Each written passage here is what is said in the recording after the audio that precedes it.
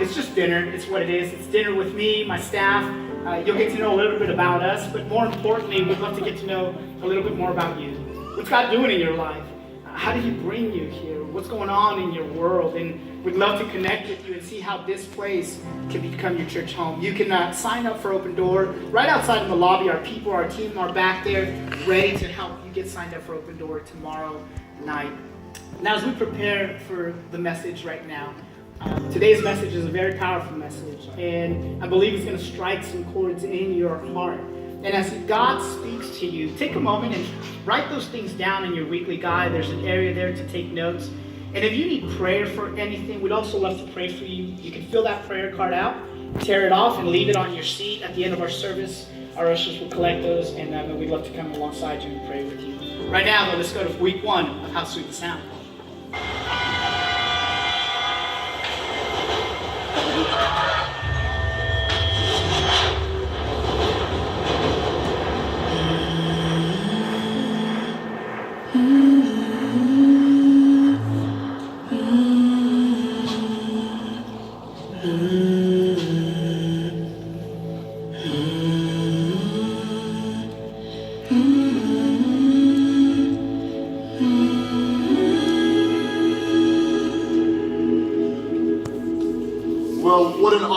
Today to gather with millions and millions of people across the globe to honor the death of our Savior Jesus and to celebrate that 3 days later.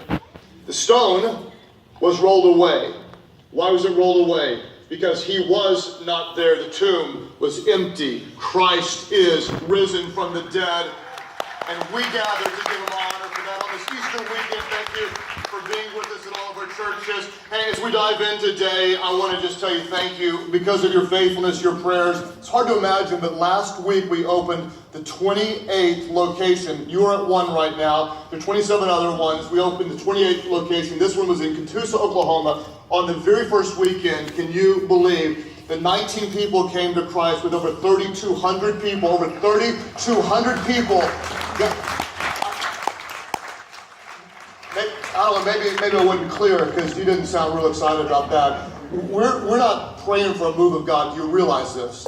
We're living right in the middle of one. And on this weekend, I'm excited to announce to you today that we're opening the 29th location. It is in the 9th state, a brand new state. I hope you'll do better than you did last time. Could you show a little honor today? Help me welcome those at Life Church in Omaha, Nebraska. Gathering for the first time to celebrate with you guys are so prayerful and expectant of what God is going to do in Omaha, Nebraska. Hey, here's what we're going to do today. I'm going to break some Easter rules. Is that all right? I really don't care if you don't want me to, because I'm going to do it anyway. I have a hard time following the rules. Back when I was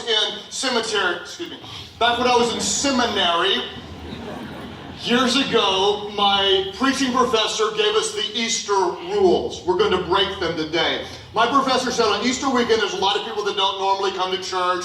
They may not be very comfortable. So when you preach, you should always keep it simple. You should use one verse, and you should always be positive. Keep it simple.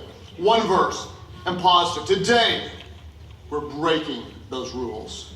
My goal is to make this complicated. We're going to use many verses, and on this Easter weekend, I'm going to be very, very negative. We're breaking the rules, but we're going somewhere. Let's start with a negative. Did you know that whenever someone says to you, well, bless your heart, that is not a good thing. That's actually very, very negative. Did you know that? Whenever someone says bless your heart, what they're really saying is, you're an idiot. You need to know that. That is Easter truth today. Bless your heart means you're an idiot. For example, at my office, all the walls are made of glass. They've always been made of glass. A guy the other day who's been on staff for 8 years walked straight into one of the glass walls, busted his nose, blood was everywhere. 3 different people said to him, bless your heart. You're saying you're an idiot. They've always been glass. It hasn't changed. You're an idiot. Bless your heart. Look at the person next to you and say, bless your heart. Bless your heart. see your second choice and say you're an idiot too. Just go ahead and say that. You're an idiot. If you will, bless your heart. You're an I'll idiot. tell you a bless your heart story. Bless your heart. The very Bless first your heart. funeral that I ever did, I was 23 Bless years your of heart. age. My pastor said Bless this is your an heart, easy Mom. funeral. The lady was older. She was a Christian. He said, she's already dead. You can't mess it up.